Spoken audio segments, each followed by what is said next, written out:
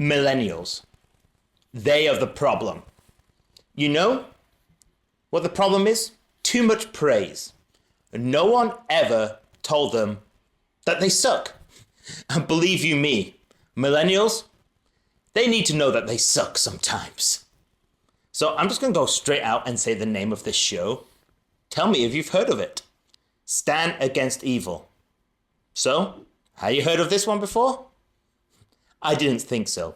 So many people I asked, have you seen the show Stan Against Evil? And it is always the same reply.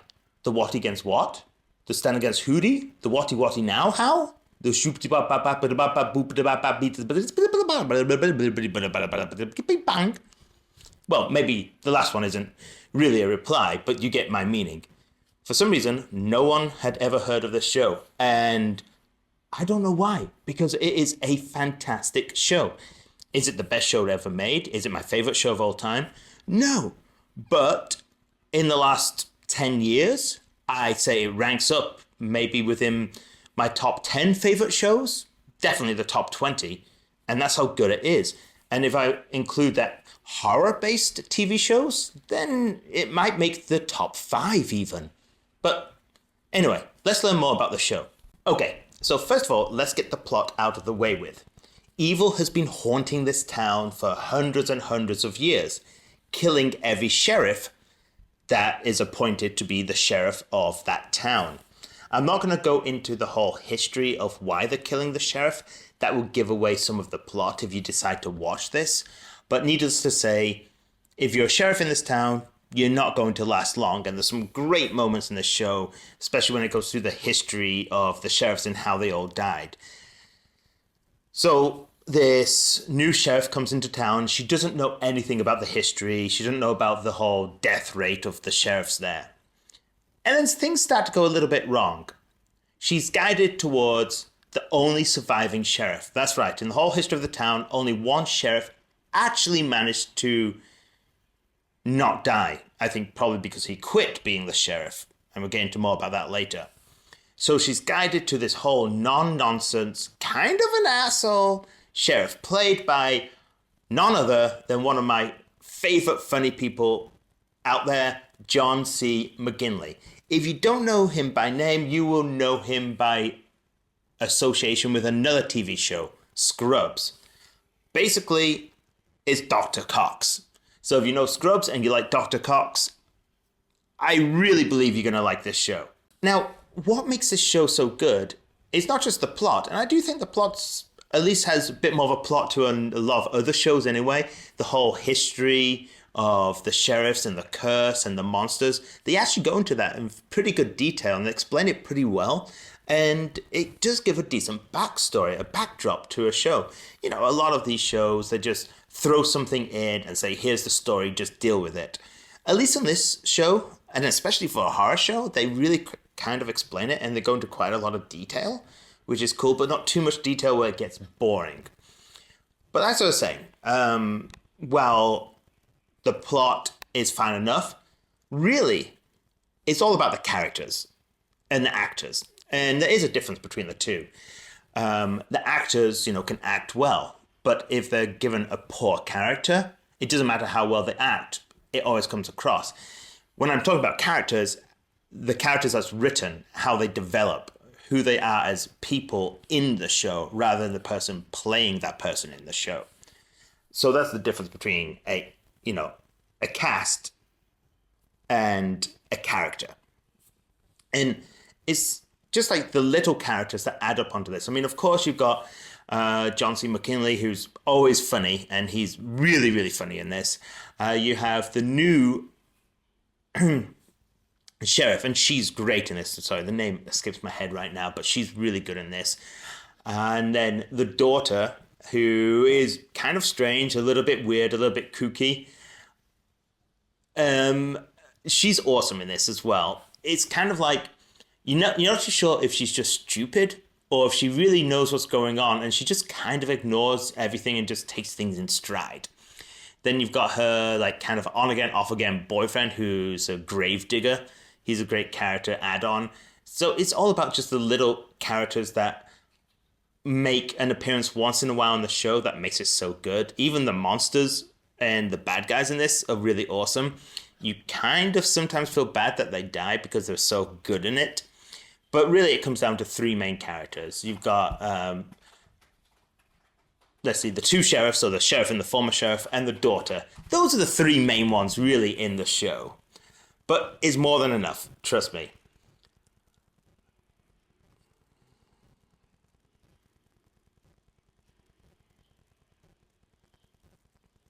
So I will just tell you a little bit more about the plot. So basically what happens is this lawman from a long time ago wrongly convicts and kills this kind of preacher person. And basically, by saying the wrong words, the evil hits the town. Now, does this sound a little bit familiar? Think back about the last episode, which I did, yesterday's episode. I said I'd talk about this series today. Evil Dead is quite a lot like Evil Dead. And the similarities don't stop there as well in terms of the plot.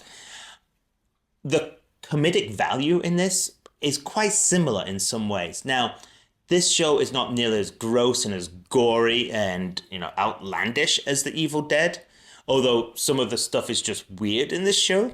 They managed to keep it more PC, but that comedy's still there. It has that certain tongue-in-cheek, almost macabre kind of comedy behind it, which I really enjoy in a lot of shows if it's done right. And in this show, they do it right.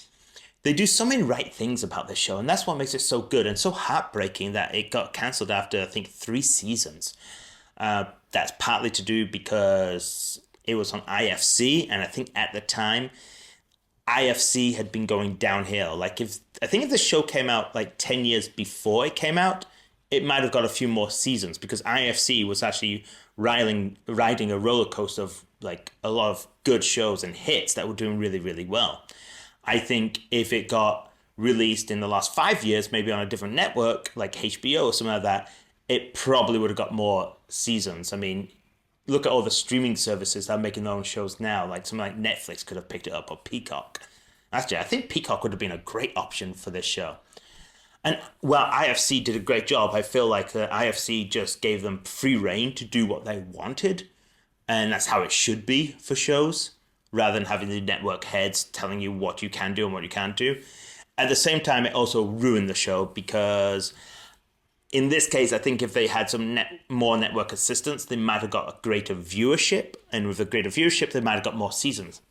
However, the counter to that, of course, would be if it had more oversight from IFC, would it be the same show and would it be as good? And then would you want those extra seasons? So, it's kind of like a chicken or egg kind of thing. I'm not too sure. I'd rather live with three excellent seasons than 5 or 6 mediocre seasons. So, while it was heartbreaking that they only had 3 seasons, I can live with it. The only thing I can't live is how they ended it, because they really left it where you wanted to see a 4th season and have some answers given to you. But in some shows, again, Twin Peaks would be a prime example of this.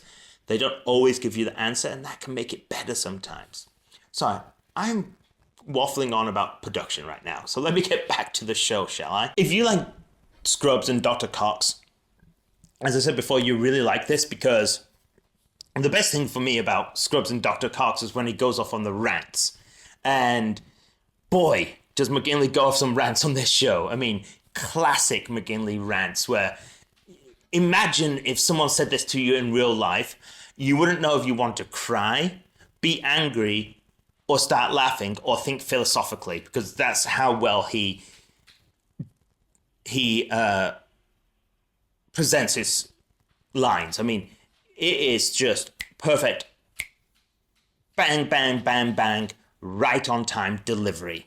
And not many actors, full stop, let alone even comedic actors, can deliver lines quite like he can.